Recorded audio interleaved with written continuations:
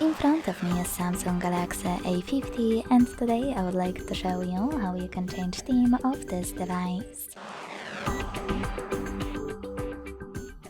Begin by opening settings and hitting themes.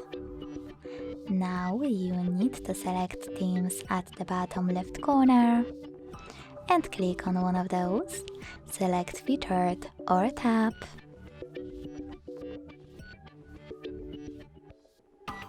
Or click on the search bar and simply type in wherever you want to. Wherever you decided when you finished after clicking on a perfect theme,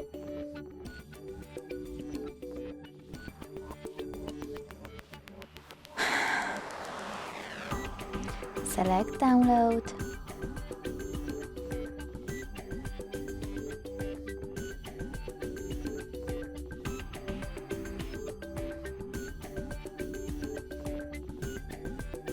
And hit apply.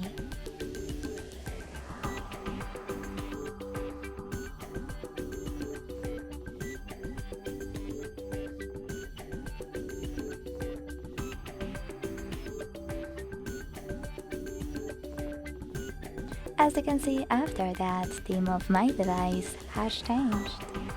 If you want to go back to your default theme, you can always do that by accessing themes again.